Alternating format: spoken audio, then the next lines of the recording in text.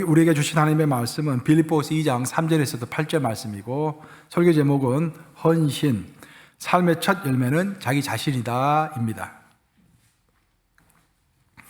아무 일에든지 다툼이나 허용으로 하지 말고 오직 겸손한 마음으로 각각 자기보다 남을 낫게 여기고 각각 자기 일을 돌볼 뿐더러 또한 각각 다른 사람들의 일을 돌보아 나의 기쁨을 충만하게 하라.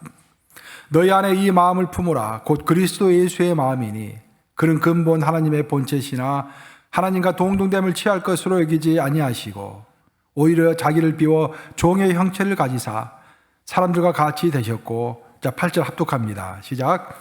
사람의 모양으로 나타나사 자기를 낮추시고 죽기까지 복종하셨으니 곧 십자가에 죽으심이라. 살아계신 하나님의 말씀입니다. 그 인간의 행동을 이제 분석해서 어떤 것이 최적의 행동인가라는 것을 설명하는 그런 이론들이 있습니다. 인간의 최적 행동 이론을 설명하는 가장 대표적인 이제 모델 중에 하나가 업스트림 모델이라는 것이 있습니다. 업이라는 것은 위라는 뜻이죠. 스트림, 하천, 개울, 그런 뜻 아니겠습니까? 그래서 하천 위에서 생각을 해본다라는 거예요. 그러니까 세상이 혼동스럽고 그럴 때는 세상에서 보여주고 있는 그 현실만을 바라보는 것이 아니라 저 위쪽에서 근본적인 어떤 문제 때문에 이 세상이 이렇게 힘든 것인가, 왜 이렇게 혼란스러운 것인가를 생각해 본다라는 그런 뜻입니다. 예를 들어서 어떤 두 사람이 소풍을 갔습니다. 강가로 소풍을 갔는데 강가에서 한참 놀고 있는데 옆에서 보니까 저기 강가에 어떤 어린아이가 둥둥 떠내려와요. 그 두 사람이 급히 강가로 뛰어들어가가지고 그 아이를 구해냈습니다. 그리고 한숨을 돌렸는데 좀 있다 보니까 또 다른 아이가 내려오는 거예요. 그래서 그 아이도 또 구해냈어요. 그 좀 있다 보니까 또 한 명이 내려오는 것입니다. 그때 이 두 사람이 깨닫는 거예요. 아, 저 위에서 지금 누군가가 어린아이들을 계속 버리고 있구나, 지금 강가로. 빨리 저 위로 한번 가봐야겠다라고 달려가는 것입니다. 그것이 업스트림 해결책이라고 하는 것입니다. 미국에서 한때, 오늘 사탕 이야기 했죠. 미국에서 한때 사탕이 아주 많이 이제 유행이 돼가지고, 사람들이 많이 비만해지고, 또 고혈압이 생기고, 당뇨가 생기고, 더더욱이 충치가 많이 생겼어요, 미국에. 그래서 미국 보건당국에서 고민을 했습니다. 이걸 어떻게 해결해야 하나? 치과 의사들 더 많이 배출해야 하나? 고민하다가 한 가지 방법을 생각해냅니다. 모든 사람들은 수돗물을 먹잖아요. 그래서 그 수돗물에다가 불소를 조금 탄 거예요. 아주 미소량의 불소를. 그리고 이제 수돗물로 내보냈습니다. 그러니까 사람들이 그 수돗물을 마시면서 불소가 들어있는지를 몰랐죠. 하여튼 그 불소를 계속 조금씩 먹다 보니까 자연스럽게 충치가 예방이 되었던 것입니다. 그러니까 20세기에 미국이 가장 잘했던 공중보건 정책이 바로 그것이라고 그래요. 상수도에다가 불소를 조금 탄 것. 그러니까 업스트림. 그러니까 이빨에 문제 생기면은 치과를 가야 하니까 치과 의사를 많이 배출하는 것보다도 더 근원적인 해결책은 마시는 물에다가 불소를 타는 것입니다. 제가 최근에 제가 알고 있는 기독교 방송국 PD를 만났어요. 그분이 이제 저에게 목회 데이터 연구소라는 곳을 저에게 소개를 시켜줬습니다. 그래서 목회 데이터 연구소에서 나오는 자료들 한번 쭉 살펴봤어요. 물론 이제 그 자료들이 전부 한국 자료들입니다. 최근에는 이제 미국의 이제 교회들을 대상으로 자료를 수집하고 있다고 하는데, 내가 이제 읽었던 자료들은 전부 한국 자료들이니까 우리하고 딱 맞아떨어지는 것은 물론 아니겠죠. 근데 제가 그 자료를 보고 좀 깜짝 놀랐어요. 지금 한국은 그 어느 때보다도 탈종교화 현상이 급속도로 진행이 되고 있다고 합니다. 근데 속도가 너무 빠른 거예요. 그러니까 한국이 옛날에는 하나님을 믿지 않다가 하나님을 믿을 때도 아주 급속도로 올라왔잖아요. 1960년대, 70년대 거치면서 막 대운계들이 생기고 교회 안 다닌 것이 이상할 정도로 당시에는 모든 사람들이 교회 다니고 막 그랬잖아요. 급속도로 올라와가지고 세계에서 가장 큰 교회가 10개 중에 7개가 한국에 있고 막 그런 현상이 있었지 않습니까? 근데 지금은 이제 그게 식기 시작했는데 식는 속도도 어마어마하게 빠르다라는 거예요. 최근에 설문조사를 했는데 당신은 종교를 가지고 있습니까? 라고 물어봤더니 이제 기독교, 불교, 천주교 가릴 거 없이 종교를 가지고 있습니까? 라고 물어봤더니 20대 중에서 응답률을 봤더니 무려 78%가 나는 종교가 없다라고 이야기하는 거예요. 80%가. 젊은 사람들의 80%가 아예 종교가 없다라는 것입니다. 그래서 물어봤어요. 왜 종교를 가지고 있지 않습니까? 라고 물어봤더니 1등이 뭐냐면은 무관심. 나는 관심이 없다라는 거예요. 이제 이게 왜 중요하냐면은 옛날에는 왜 교회를 다니지 않습니까? 그렇게 물어보면은 보통 사람들이 교회 세습을 한다, 교회 가면 사람들이 싸운다, 너무 이기주의다라고 교회를 많이 비판했지 않습니까? 비판하기 때문에 교회를 안 갔는데 지금은 비판할 그런 관심도 없다라는 거죠, 사람들이. 비판할 관심도 없이 아예 교회에 대해서 관심을 딱 끄고 있다는 것입니다. 더 놀라운 것은 제가 그 자료를 쭉 읽어봤더니 지금 현재 한국에서 현장 예배를 교회에서 드리는 비율이 57.4%밖에 안 된대요. 절반밖에 안 된대요. 그럼 나머지 절반은 어디 있느냐? 온라인이나 가정예배 혹은 아예 교회를 나오지 않고 있다는 것입니다. 그게 42.6%라는 거예요. 결국 오늘의 시대를 한마디로 요약하면은 헌신이 사라진 나홀로 시대입니다. 나홀로. 내가 옳은 대로 행동하는 거예요. 내가 옳은 대로 내가 하고 싶은 대로 예배 드리고 내가 원하는 대로 종교를 갖든 말든 하여튼 헌신이 사라진 시대입니다. 이런 시대를 살아가는 우리 그리스도인들은 과연 어떻게 살아가야 할까? 새로운 각도에서 또 한번 고민해 봐야 할 그런 시간이 좀 된 것 같습니다. 우리는 어떤 업스트림 대책, 업스트림에 대해서 이야기했잖아요. 어떤 근원적인 문제점을 인식하고 어떤 근원적인 해결책을 가지고 이 땅을 21세기, 2022년을 살아가야 할 것인가. 그런 문제를 고민하지 않을 수가 없는 것입니다.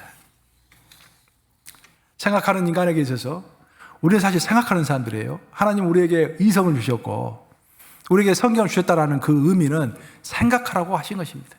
만약 하나님께서 우리에게 이성의 능력을 주시지 않고 생각할 수 있는 능력을 주시지 않으면은 우리 로봇이죠, 로봇. 하지만 하나님께서는 우리에게 이성을 주셨고 생각하도록 만드셨습니다. 그래서 하나님을 생각하고 하나님의 말씀을 생각하고 우리 이성을 통해서 하나님 말씀을 이해하려고 하는 것입니다. 그런데 생각하는 인간이 피할 수 없는 질문이 항상 세 가지가 있습니다. 그 어떤 생각하는 인간도 피할 수 없는 질문 세 가지는 첫째는 나는 인간으로서 어떻게 살아갈 것인가. 그 첫 번째 고민이에요. 철학의 고민이죠. 두 번째, 나는 나 자신으로서 어떻게 살아가야 할 것인가. 사회과학의 질문이죠. 하지만 세 번째 질문이 더 중요한 질문이 있습니다.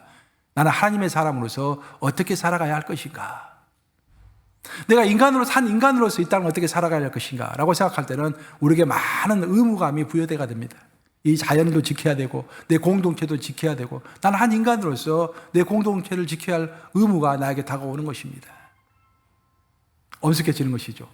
하지만 내가 한 개인으로서 어떻게 살아갈 것인가 라고 생각하면 내 많은 권리가 생각이 납니다. 생명, 존엄, 자유 이 모든 걸 내가 누리고 살아야겠다라는 내 의무가 내 권리가 생각나는 거예요. 그 세상은 항상 의무와 권리 사이에서 이렇게 방황하면서 균형을 잡으면서 살아가는 그런 시대입니다.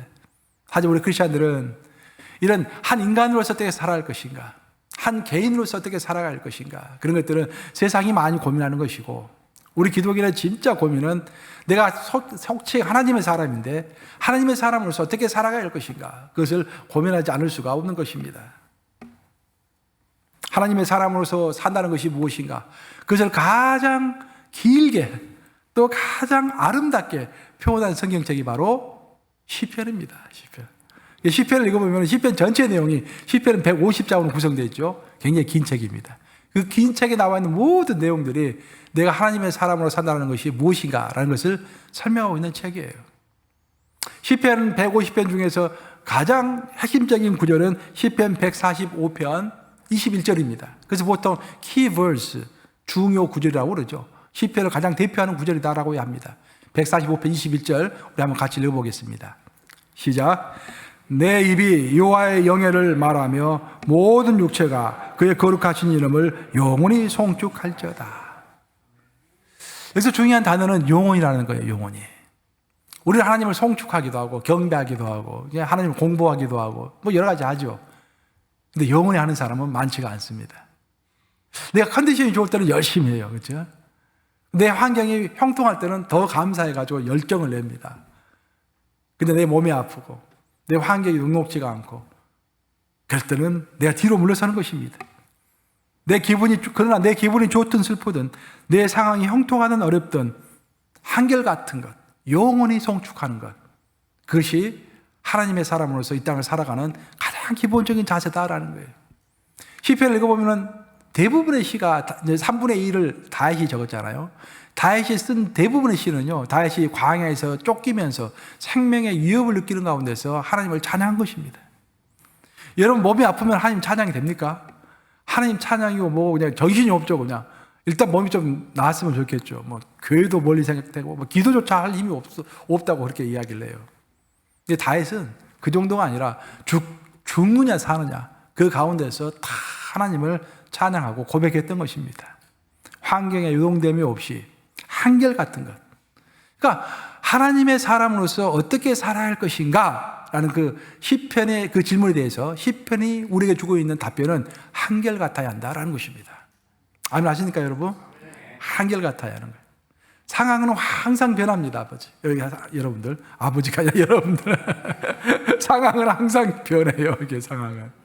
그저 하나님의 말씀은 변하지가 않습니다. 만약에 상황이 변하지가 않고 말씀만 있다고 한다면 목사가 필요 없는 거예요, 여러분. 목사가 있고 매주 이렇게 설교하는 이유는 뭐냐면은 하나님의 말씀은 그대로 있으되 상황이 계속 변하니까 이 변하는 상황 가운데서 이 말씀을 어떻게 적용해야 할 것인가 그것을 가르쳐 주기 위해서 매주 설교하는 것이고 매주 여러분 앞에 목사가 필요한 것입니다. 우리는 상황은 항상 변하지만 그 상황 가운데서 한결같아야 합니다. 여러분들 이케아 하시는 보니까 미국에서 보니까 내가 통계자료 봤더니 미국 국민 중에서 주식 투자를 하는 국민이 3분의 2라고 그래요. 나는 깜짝 놀랐어요. 그렇게 많아요. 이게 뭐 이제 뭐 사람에 따라 어떤 사람들은 매일 하는 사람도 있고 가끔씩 하는 사람도 있고 그러겠지만 일단 뭐 요즘 연금 같은 것이 전부 다 주식이니까 3분의 2가 한다고 그래요. 깜짝 놀랐는데. 근데 그 주식의 달인이 누굽니까? 미국에서 제일 잘하는 사람이 워렌 버핏. 워렌 버핏이 유명한 이야기가 있죠. 1987년도에 블랙 먼데이가 미국에 있었습니다. 그래가지고 다우존스가 20.6%가 하루 떨어졌어요. 그러니까 큰일 났다 생각하면서 사람들이 전부 자기가 갖고 있는 주식을 다 팔았습니다. 그러니까 더 떨어지죠, 가격이 막. 그때 워렌 버핏이 가격이 20% 이상 떨어지니까 그때 나서가지고 막 워렌 버핏이 막 주워 담았습니다. 그때 주워 담았던 주식 중에서 제일 많이 주워 담았던 게 바로 코카콜라 주식이죠, 코카콜라. 나중에 어떤 사람이 물어봤어요. 왜 코카콜라 주식을 이렇게 많이 샀냐고. 워렌 버핏이 이런 말을 했습니다. 인간이 살아서 탄산음료를 마시는 한 코카콜라는 영원할 것이다. 인간의 입맛은 잘 변하지 않는다는 거예요. 인간의 입맛은 잘 변하지 않고 입맛이 한결같다라는 거예요. 그 한결같은 주식이 나에게 큰 이익을 가져다 줄 것이다 라고 신념을 가지고 구입했는데 그때 구입한 것이 지금 10배 이상 뛰었다고 그래요. 지금 가격이 10배 이상. 내가 어제 이제 이 설교를 준비하면서 밤늦게 펩시콜라하고 코카콜라하고 시총을 한번 비교해 봤어요. 어저께 한번 들어가서 한번 유튜브 한번 찾아봤어요. 유튜브 나오더라고요. 보니까 깜짝 놀랐어요. 펩시콜라가 지금 코카콜라하고 거의 비슷합니다. 시가총액이 굉장히 성장했어요. 왜 그러면 코카콜라는 그게 또 뒤로 물러났는가? 그게 바로 휴브리스라고 하는 거예요, 여러분. 우리 헬라로 보면 휴브리스라는 말이 있거든요. 고대 헬라어인데 휴브리스, 오만입니다. 오만. 하나님까지 다가갈 수 있다고 생각하는 오만입니다. 어떤 기업이 성공을 하면은 야 이것이 이제 다 내 것이다. 이 코카콜라를 점령할 수가 없다라고 생각하는 거예요. 한때 IBM도 그렇지 않습니까? 이 IBM을 무너뜨릴 회사가 있을 수가 없다. 이거 오만해지는 거예요. 하지만 그 옆에 있는 회사가 가만히 있겠습니까? 펩시가 기능 음료, 스포츠 음료, 게토레이 같은 거 막 만들어내잖아요. 이렇게 성장을 한 거예요. 그러니까 우리가 어떤 한결같음도 필요하지만 시대에 민감해가지고 내 자신을 교정시킬 수도 있어야 합니다. 어찌됐든 워렌 버핏에게는 한결같은 코카콜라가 큰 수익을 가져다 주었습니다. 그러면은 우리 하나님에게 큰 수익을 가져다 주는 성도는 어떤 성도일까요, 여러분? 답은 나왔죠, 이미. 한결같은 성도. 한번 따라서 해볼까요? 한결같은 성도가 하나님께 최고다. 한결같은 성도가 하나님께 최고인 거예요. 여러분 잘나면 얼마나 잘났습니까? 똑똑하면 얼마나 똑똑해요. 여러분 똑똑하고 잘난 거 별거 아닙니다. 한결같은 거죠. 교회에서도 한결같은 성도가 최고이고 하나님 앞에서도 한결같은 하나님의 자녀가 최고의 자녀일 줄로 믿습니다.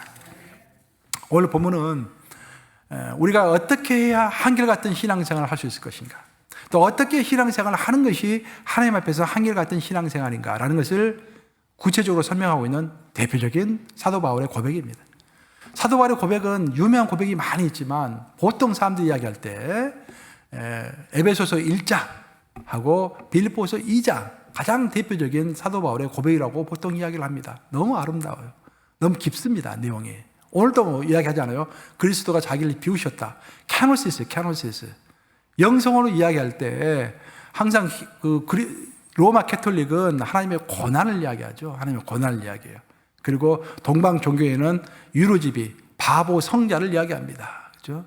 하지만 우리 개신교는 뭘 이야기합니까? 오늘 본문에 나오는 캐노시스. 예수 그리스도의 자기를 비우심. 이 영성이 다 다른 거예요. 이게 우리 기독교의 영성은, 우리 개신교의 영성은 캐노시스의 영성입니다. 동방 종교는 유로집의 영성이고 캐톨릭은 고난의 영성이고. 그렇죠? 사도 바울이 기가 막힌 고백을 하고 있는데 이 고백을 통해서 오늘 본문 빌립보서 그 유명한 2장을 통해서 하나님 앞에서 한결같다라는 것이 무엇인가를 동서남북으로 설명을 하고 있어요. 마치 나침판을 보시면 나침판에 동서남북 있지 않습니까? 북쪽은 하나님을 향하는 것이겠죠. 남쪽은 내 신앙의 후배를 향하는 것입니다. 동과 서는 내 신앙의 동료들을 향하는 것입니다. 그 신앙의 동료들을 향해서 내가 어떻게 해야 할 것인가라는 것을 설명하는 것이에요. 그것도 나침판에 보면 제일 중앙에 뭐가 있습니까? 가운데 나침판 침을 딱 고정시키는 그 앞침이 있죠. 그 앞침은 바로 내 자신인 거예요. 내 자신이 정중앙에 있습니다. 그래서 내 정중앙에 있는 내가 하나님을 어떻게 변치 않고 흔들림 없이 섬길 것인가. 또 내가 내 가운데 있는 내가 내 후배들을 향하여 어떻게 변함이 없는 한결같은 신앙생활을 할 것인가. 또 좌우에 있는 내 신앙의 동료들과 어떻게 할 것인가. 그런 것을 설명하고 있는 것입니다. 제일 먼저 오늘 본문의 첫 절인 2장 3절에서는 내 신앙의 동쪽과 서쪽을 이야기하고 있습니다. 신앙의 동료들을 어떻게 대해야 할 것인지. 한번 같이 읽어보겠습니다. 시작. 암이라든지 다툼이나 허용으로 하지 말고 오직 겸손한 마음으로 각각 자기보다 남을 낫게 여기고. 자, 우리가 신앙생활을 할 때는 한결같아야 한다고 했는데, 그럼 내가 내 신앙의 동료들, 지금 현재 여러분들이 이 본당에 앉아 계시는데 바로 옆에 있는 사람들이죠. 여기 신앙의 동료들이죠. 또 여러분 직장에 가면 직장 동료들이 있을 거 아니에요. 그런 친구들도 있을 거 아닙니까? 그 친구들이나 동료들이나 또 이게 신앙의 같은 형제 자매들에게 내가 어떤 태도를 변치 않고 한결같이 지켜가야 할 것인가. 그것은 그 사람을, 내 옆에 있는 사람을 나보다 낫게 여기는 것입니다. 한마디로 하면 존중하는 거예요. 존중. 사랑하는 것과 존중하는 것은 다릅니다. 존중하지 않아도 우리는 사랑할 수 있죠. 하지만 하나님은 오늘 본문 말씀에서는, 최소한 오늘 본문 말씀에서는 사랑뿐만 아니라 존중해야 한다라고 이야기하고 있어요. 내가 청년의 시절 때 아주 오래됐죠. 소책자 하나를 읽었어요. 그 책자를 보면은 아프리카로 선교사가 한 명이 갔는데 벌써 한 50년, 60년 전, 오래전 이야기죠. 그 이제 아프리카가 그 당시에는 이제 미개 지역이고 토인들이 있던 시대. 그때 이제 간 거예요. 그 시대 가가지고 딱 아프리카에 갔더니 할 일이 너무도 많은 거예요. 일단 교회도 지어야겠고 학교도 지어야겠고 또 토인들 옷도 입지 않고만 그런 토인들을 보면서 어떻게 이들 계몽시킬 것인가 고민이 많았습니다. 성교사님이 하나님께 기도했대요. 하나님, 내가 여기 와서 무엇부터 고쳐나가야겠습니까? 고칠 게 너무도 많습니다. 기도한 거야. 근데 그 책에 그렇게 적어져 있어요.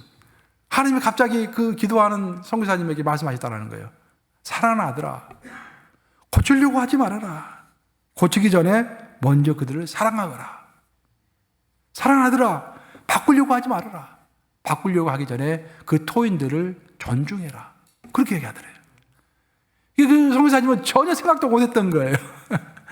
아니, 이 토인들을 빨리 계몽시켜가지고 공부도 가르치고 성경도 가르치고 그 생각만 있었던 것이지, 이들 존중한다는 생각은 이만큼도 없었다라는 것입니다. 선교사님은 크게 깨달은 바가 있었습니다. 그리고 그들 존중하면서 이제 선교를 하기 시작한 것이죠. 바로 우리 신앙생활이 이런 것이라고 저는 생각을 합니다. 우리가 신앙 동료들 향하여 맨 먼저 가져야 할 태도가 무엇일까? 어떤 태도일까요? 존중하는 태도입니다. 무슨 일을 하면 내 마음에 들지 않더라도 무슨 이유가 있어서 저런 행동을 지금 하고 있겠지라고 이해하는 것입니다. 그렇죠? 그 사람의 이야기를 다 들어보기 전까지는 판단을 약간 보류해 두는 것이죠. 그게 다 존중하는 것입니다. 오늘 본문에 이어서 한결같은 신앙생활에 있어서 가장 필수적인 것은 바로 내 자신이라고 사도 바울은 또한 이야기하고 있습니다. 나침판으로 이야기할 것 같으면 정중앙에 있는 핀을 이야기하는 것입니다. 5절입니다. 본문 5절 한번 같이 읽어보겠습니다. 시작. 너희 안에 이 마음을 품으라. 곧 그리스도 예수의 마음이니. 우리가 신앙생활을 할 때 상대하기 가장 힘든 대상이 누굴까요, 여러분? 상대하기 가장 힘든 대상은 여러분의 배우자가 아니라 바로 내 자신입니다. 그죠? 내 자신. 상대하기 가장 힘든 대상은 위에 있는 사람도 아니고 밑에 있는 사람도 아니고 좌우에 있는 사람도 아닙니다. 바로 중심에 있는 내 자신이 가장 상대하기 어려운 대상입니다. 많은 사람들은 다른 사람들이 변질되었다고 비난을 합니다. 근데 제 3자 입장에서 가만히 저는 살펴보면 다른 사람이 변질된 게 아니라 다른 사람이 변질되었다고 비판하는 그 사람이 지금 변질되어 있는 거예요. 제가 봤을 때는. 그런 경우가 아주 많습니다. 그래서 우리는 자신을 점검하는데 절대 게을리하면 안 됩니다. 저울 추는 항상 맞춰가지고 균형을 잘 잡을 수 있도록 해야 그 추의 역할을 할 수 있을 거 아닙니까? 우리도 어떤 판단을 하려면 내 판단이 객관적인 판단이 될 수 있도록 내 양심과 판단을 자꾸 가다듬어야 돼요. 하나님은 오늘의 본문을 통해서 우리가 지금 이 순간에도 그리스도 예수의 마음을 품고 있는지, 한결같이 그리스도 예수의 마음을 품고 있는지 그것을 물어보십니다. 내 자신을 하나님 앞에서 한결같은 사람으로 세우는 데 있어서 가장 필요한 것은 예수 그리스도의 마음을 품는 거예요. 타인을 위하여 십자가를 질 수 있는 마음. 어떤 사람은 저 사람이 나를 힘들게 한다. 그렇게 불평할 수 있지만 그것을 예수님의 관점에서 보면은 저것은 내 십자가다라고 하는 것이 정상이죠. 근데 예수님이 없는 사람은 저 사람이 나를 힘들게 한다라고 생각할 수 있어요. 그렇죠? 그렇죠. 예수님 있는 사람은 저게 내 십자가고 현재 내가 짊어져야 할 짐이구나. 하나님께서 주신 거구나. 이렇게 입장이 바뀌는 거예요. 예수의 마음을 품고 있으면. 청년 다윗을 보면은 다윗을 이야기를 읽어보면은 다윗은 청년 시절 때 하나님께서 축복해 주셔가지고 승승장구했죠. 그러다가 한 번 크게 당합니다. 다윗이 언제 당하냐면은 이제 다윗이 시글락이라고 하고 있는 그렇게 광야에서 이제 생활하고 있을 때 시글락이라고 하는 그 마을을 이제 블레셋 왕에게 받아가지고 자기 본부로 삼고 있었죠. 잠시 자기 병사들 데리고 시글락을 벗어나 있는 동안에 아말렉 족속들이 다 쳐들어와가지고 시글락에 있는 여자들과 노인들과 아이들 다 잡아가지고 데려가고 거기 있는 것들은 다 불을 태워버렸습니다. 그래서 그것도 모르고 다윗은 부하들과 함께 시글락으로 돌아왔는데 아무것도 없는 거예요. 사람들은 다 잡혀갔고 뭐 좋은 거 귀중품들은 다 노략질 당했고 또 집들은 다 불에 타고 있었습니다. 그래서 사람들이 병사들이 엉엉 울었다고 되어 있습니다. 그러고 나서 병사들이 갑자기 태도가 돌변하더니 전부 돌을 들었습니다. 그리고 자기 장군인 다윗을 돌로 쳐서 죽이려고 했다고 성경은 설명하고 있습니다. 그때 놀라운 것은 아주 중요하게 설명을 하고 있는데 그렇게 다윗을 따랐던 그 600명의 병사들이 돌변을 해가지고 다윗을 죽이려고 했을 때 다윗은 결코 그들에게 설득하지 않았습니다. 설명하지도 않고 설득하지도 않았습니다. 성경 전후 좌우 문맥을 쭉 살펴보면은 다윗은 하나님 앞에 섰다고 그랬죠. 그래서 자기가 무엇을 잘못했는지, 혹시 나에게 죄가 없는 것인지, 내 판단이 잘못된 것인지 하나님께 물었습니다. 그리고 하나님께서 너가 잘못한 것이 없다라는 확증을 주셨을 때 다윗은 가감하게 일어섰죠. 그 병사들에게 너희들이 하는 행동은 잘못된 행동이니 나를 따르라 라고 이야기했죠. 흥의 9절은 다윗이 하나님으로부터 힘을 얻었다라고 설명하고 있습니다. 그것을 보통 리더십에서는 셀프 리더십이라고 하는 거예요. 셀프 리더십이라는 것은 뭐냐면은 내 스스로에 대해서 리더십을 발휘하는 것입니다. 어떤 큰 위기가 생겼을 때 다른 사람들을 보면서 그 사람을 설득시키려고 하기보다는 하나님 앞에 내가 서는 거예요. 내 자신을 스스로 돌아보는 것입니다. 내가 뭐 잘못된 것은 없는가? 하나님 앞에서 양심에 꺾임 없이 잘못된 것이 없다고 한다면 내가 담대해질 것이고, 하나님 앞에서 꺾임 없이 물어봤을 때 내 잘못이 내 스스로에게 발견된다고 한다면 그것은 사과해야겠죠. 다윗은 물어본 것입니다. 하나님께. 그리고 자기의 잘못이 없다고 스스로 셀프 컨빅션, 스스로의 컨빅션이 생겼을 때, 확신이 생겼을 때 과감하게 행동할 수 있었습니다. 예수님도 마찬가지입니다. 예수님 사역을 넓게 많이 하셨죠. 하자 예수님 밤이 되면 항상 산 위에 올라가셔서 하루 일과를 반성하셨습니다. 나 예수는 제대로 사역하고 있는가? 나 예수는 우리 성부 하나님 안에 있는 것인가? 나는 누구인가? 나는 왜 여기서 사역하고 있는가? 스스로 물어보는 것이죠. 그것이 셀프 리더십입니다. 바로 이것이 우리가 우리 자신을 향해서 한결같이 가져야 할 태도입니다. 즉 우리는 시시로 내 자신을 점검해 봐야 돼요. 나는 그리스도 예수의 마음을 품고 있는가? 사도 바울이 그것을 우리에게 요구하는 것입니다. 너희는 그리스도 예수의 마음을 품고 있느냐? 내가 만약 그리스도 예수의 마음을 현재 품고 있다고 한다면 이 세상에 핵전쟁이 벌어진다고 할지라도 걱정할 것이 없다는 거예요. 하지만 내가 스스로 오늘이라고 할 이때 예수 그리스도를 마음에 품고 있지 못하면 오늘 아무리 형통한 삶이, 아무리 즐거운 삶이 이 세상에서 펼쳐지고 있다고 할지라도 나는 잘못 살고 있다는 것입니다. 그리스도 예수의 마음, 그것을 품으라. 그것이 우리 스스로를 점검했을 때 꼭 우리가 명심해야 할 그 말이라고 오늘 본문은 이야기하는 것입니다. 계속해서 본문은 신앙의 남쪽을 이야기합니다. 신앙의 남쪽은 뭐라고요? 내 후배들. 내 후배들 대해서 어떻게 한결같은 마음을 가져야 할 것인가. 우리가 이제 인생을 살다 보면은 선배도 있고 후배도 있지 않습니까? 그 후배들 향해서는 또 내가 어떤 한결같은 태도를 가져야 할 것인가. 7절입니다. 한번 같이 읽어보겠습니다. 시작. 오히려 자기를 비워 종의 형체를 가지사 사람들과 같이 되셨고. 예수님은 하나님이시죠. 근데 그 하나님이 이 땅에 육신을 입고 이 땅에 오신 거예요. 그리고 사람들과 똑같이 되셨다라는 것입니다. 근데 이 말을 잘 이해를 해야 합니다. 예수님은 사람들을 좋아하셨어요. 예수님은 좋아하셨을 뿐만 아니라 사람들을 즐기셨습니다. 그 좋아하는 것과 즐기는 것이 어떻게 차이가 있을까요, 여러분? 여러분들이 아이들을 생각하면 이해가 돼요.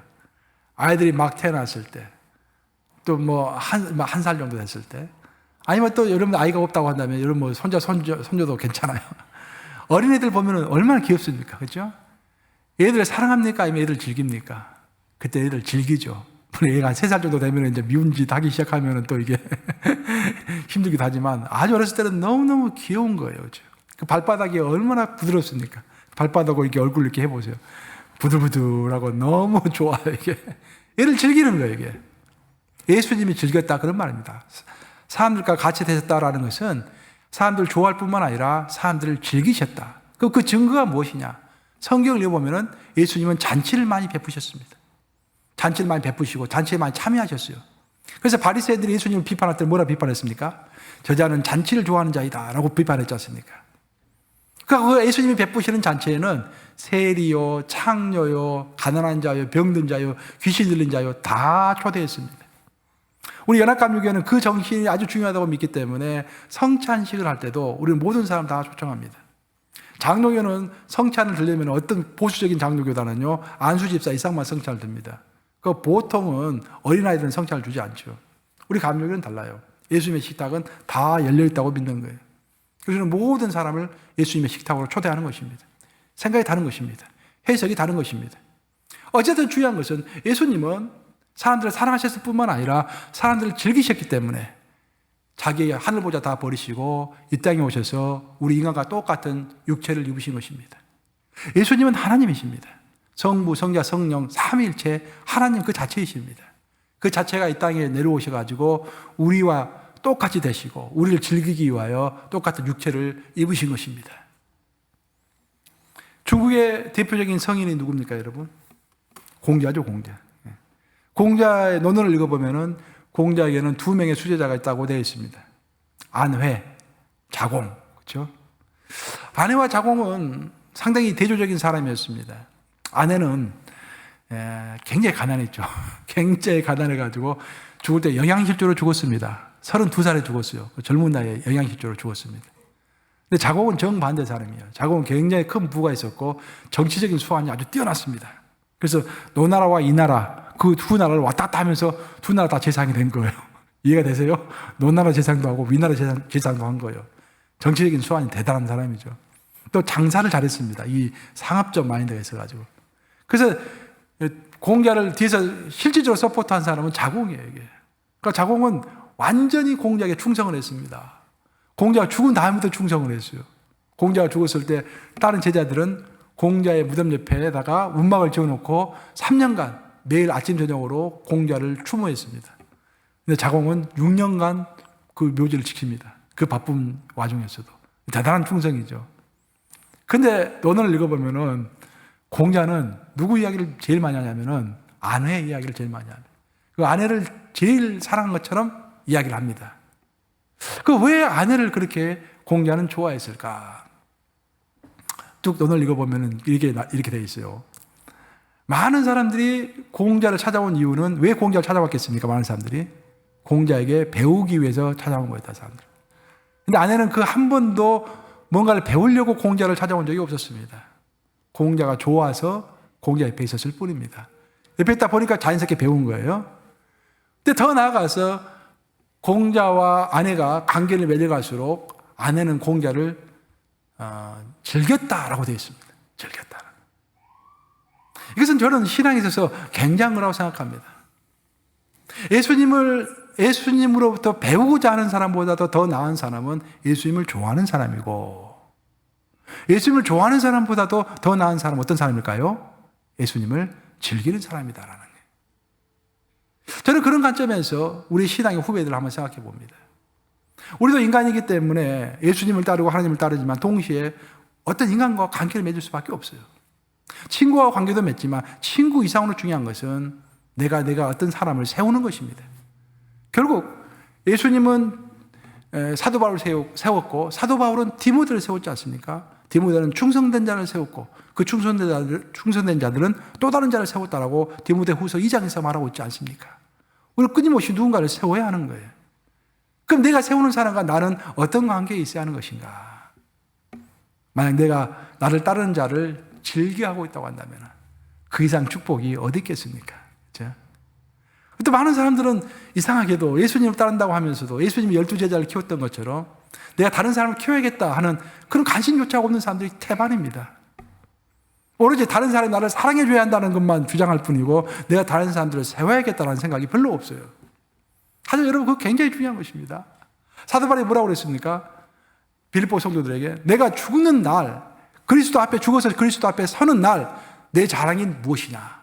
내가 전도하고 세운 바로 너희들이 아니냐라고 사도 바울이 이야기하고 있지 않습니까? 우리도 마찬가지인 거예요. 하나님 앞에 서가지고 하나님, 아니 내가 너가 뭐 하고 왔느냐 물어보면 내가 가만 내가 했던 걸 생각해 보니까 다른 사람이 나 사랑해 주지 않았다고 불평했던 것밖에 없어. 보니까 그러면은 하나님 앞에서 무슨 우리가 이야기를 할 것이 있겠습니까?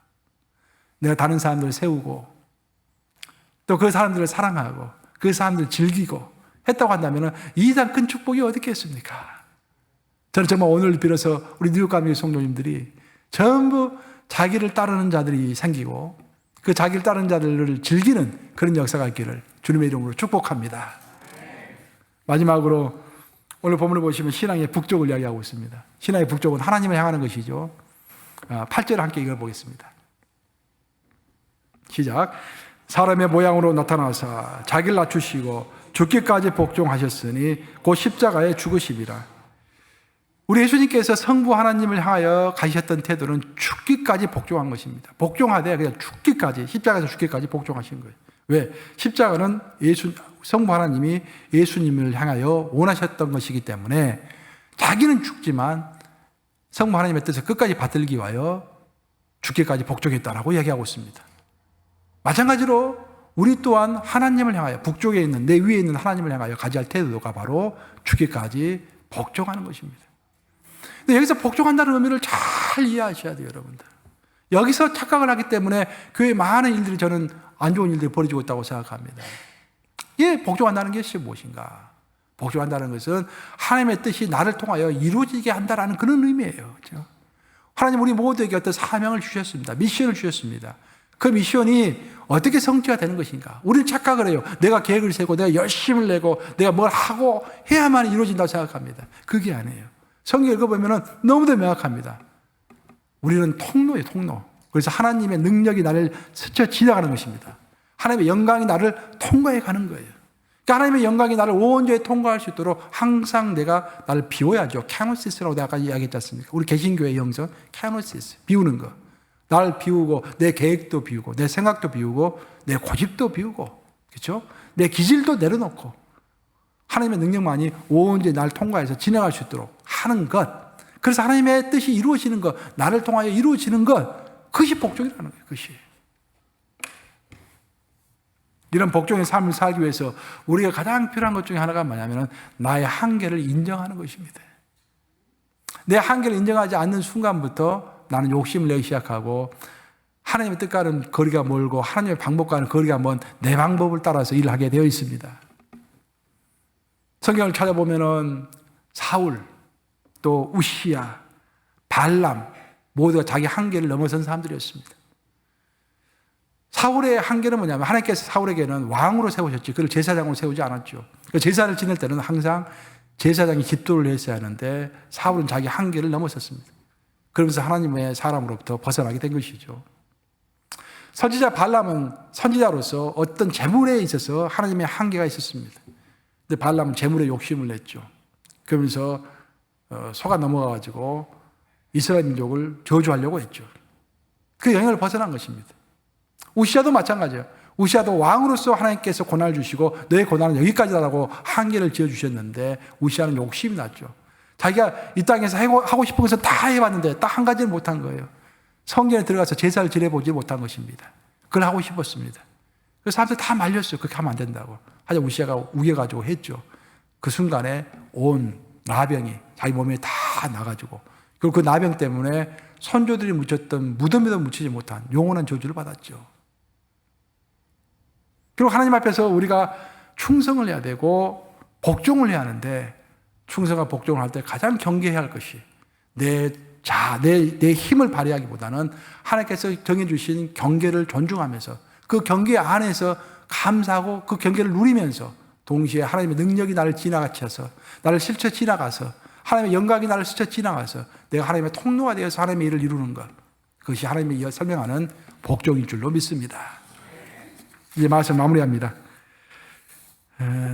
제가 저에게 이제 살다 보면은 여러분들 뭘 배울 때는요 어떤 논리적으로 배울 수도 있지만 이미지로 배우는 것이 참 또 오래 가잖아요. 이렇게 이미지로. 저에게 제가 가지고 있는 아주 강력한 이미지가 몇 가지 있는데 이건 여러분들에게 내가 몇 번 이미 이야기했던 건데 아주 나에게 너무 강력하니까 또 한 번 더 설명해 드릴게요. 제가 뉴헤븐에서 목회할 때 이제 내 서재에서 보면은 바깥을 보면은 큰 창이 서재가 있어요. 그래서 바깥이 다 보여요. 토요일 날 이제 설교 쓰려고 집에서 보통 설교 썼는데 이 바깥을 딱 보면은 토요일 날 똑같은 시간에 똑같은 어떤 사람이 거기를 딱 지나가요. 검은 모자를 쓰고 검은 옷을 입고 수염이 길게 난 어떤 노인인데 항상 시간이 정확합니다. 눈이 오나 비가 오나 바람이 부나 여지없이 그 시간에 딱 지나쳐요. 유태인 노인입니다. 자기 회당을 가는 거예요. 저를 그걸 보고서 굉장히 큰 영감이 내 속에 딱 들어온 것입니다. 바람이 불든 비가 오든 눈이 오든 같은 옷을 입고 똑같은 속도도 똑같습니다. 묵묵히 자기 길을 가는 것입니다. 세상적으로 보면 이 사람은 꼰대이고 이런 사람은 정말 매력이 없는 사람이죠. 세상적으로 봤을 때 이거 마치 구약에서 보면 노아 같은 사람이 노아가 얼마나 매력이 없었길래 사람들이 다 노아를 좀 흉봤잖아요. 이게 저 매력 없는 사람이라고. 노아가 한결같이 방주만 만들고 있기 때문에 사람들이 다 깔봤지 않습니까? 그런 사람이에요. 하지만 저는 그 사람을 보면서 신성한 영감을 얻을 수가 있었습니다. 똑같은 검은 옷을 입고 같은 길을 변함없이 묵묵히 걷는 한 신앙인의 모습에서 평화로운 강인함을 볼 수 있었던 것입니다. 굉장히 강인하지만 평화롭습니다. 굉장히 평화롭고 약한 것처럼 보지만 그 안에 굉장한 강인함이 있는 것입니다. 단순하게 확신하는 것. 여러분, 신앙이 저는 복잡하지 않다고 생각합니다. 신앙의 핵심은 복음 아닙니까? 복음은 너무 간단한 거 아니에요, 여러분? 하나님이 세상을 이처럼 사랑하사 독생자 예수를 우리에게 주셨다라는 거. 우리에게 구원을 주셨다라는 거. 그것이 복음 아닙니까? 너무도 간단한 거예요. 단순한 것입니다. 우리는 확신할 때도 단순하게 확신해야 돼요. 복잡하게 생각할 필요가 없습니다. 단순하게 확신하면서 자기 길을 묵묵히 걷는 그 모습이야말로 이 혼돈과 전환기에 처한 시대에 성경이 제시하는 또 이 시대가 부르는 신앙이나 모습이라고 할 수가 있겠습니다. 삶의 첫 열매는 뭐니 해도 내 자신입니다. 내 자신이 열매 맺지 못하면서 내 자신의 인격과 내 자신의 확신이 굳건하게 서지 못한 상태에서 내가 아무리 다른 열매를 맺는다 할지언정 무슨 소용이 있겠습니까? 내가 다른 것을 많이 가지고 하나님 앞에 선다고 할지라도 내 자신이 확신 없는 인생을 살아갔고 내 자신의 됨됨이가 예수님을 닮지 못하는 인생을 살아갔다고 한다면은 결국 마지막 심판 때에서 하나님이 우리를 어떻게 평가하시겠습니까? 그래서 모든 삶의 첫 번째 열매는 내 자신인 것입니다. 부디 예수님의 모범을 따라서 신앙의 동서남북을 지켜가심으로 이 시대를 지키는 하나님의 사람이 다 되시기를 주님의 이름으로 축복합니다.